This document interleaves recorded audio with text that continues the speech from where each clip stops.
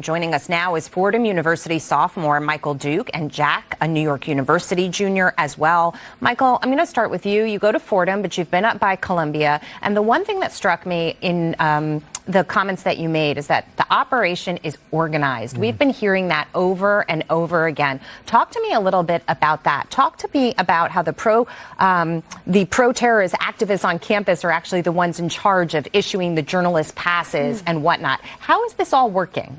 Yes, well, Columbia University, they allowed me access onto their campus, even though only Columbia University students who have the Columbia University ID are allowed on campus, simply because I'm a senior correspondent with campus reform.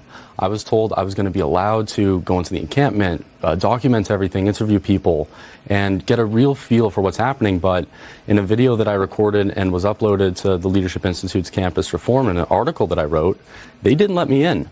They said that they pre-vetted me. They said that they pre-vetted another journalist. I got that on film as well. And they denied me because they don't like the fact that I am reporting on exactly what's happening. I've been on Columbia's campus outside of the gates since last Wednesday. I got back to my dorm room at Fordham University in the Bronx today at 3 a.m. because of the deadline that was set by the administration. Right now, you said that it's organized. I'd say that it's organized in the fact that it's disorganized. No one knows what's happening. It seems like there's this hierarchy of no hierarchy within the group that's on the Columbia University campus in the encampment. And it's just an odd situation that's just fueled by anti-Semitism. It's disgusting. Jack, talk to me more about what you're experiencing downtown. I went to NYU, graduated, though, a decade and a half ago. Washington Square Park has always been a breeding ground for free speech and protest, but what we're seeing looks wildly different from just what we saw a decade ago. What are you experiencing? I mean, yeah, it's been extremely troubling, and to me, one thing that I guess spoke to me more than anything is, what if this was another minority? I think the actions that the school would be taking against these protesters would be extremely different, and it's very disturbing as a Jewish person to see them kind of with the lack of care that they have for the Jewish people on campus.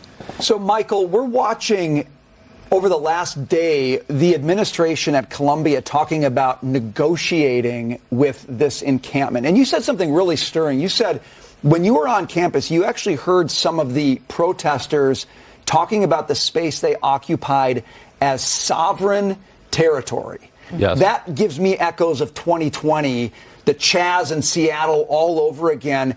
This seems to be even more. This is bigger than Palestine. This seems to be about like anti-Western civilization, anti-capitalism. What are you hearing?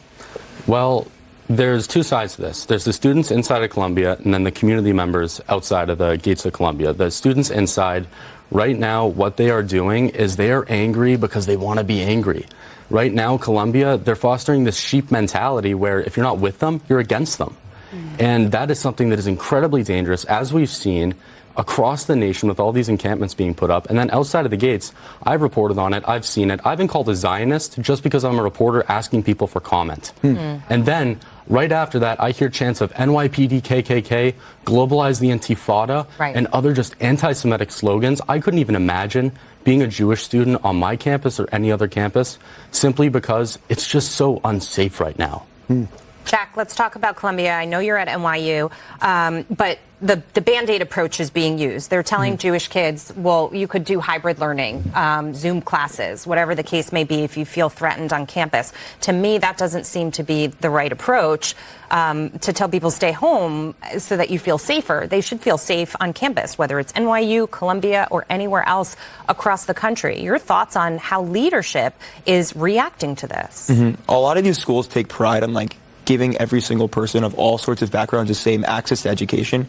And right here we have an example of how that's just directly not happening. Making a student sacrifice their learning, which they're paying a lot of money to do per year, for what other, I guess, more radical students want to have on the campus is it's not good. Yeah, and you also said something I agree with during the break, which was that if you take any other minority group and you put them in the place of what the Jews are facing on campuses right now, management would shut it down. And for some reason, they're not right now. Jack, Michael, thank you so much, both of you, for being here.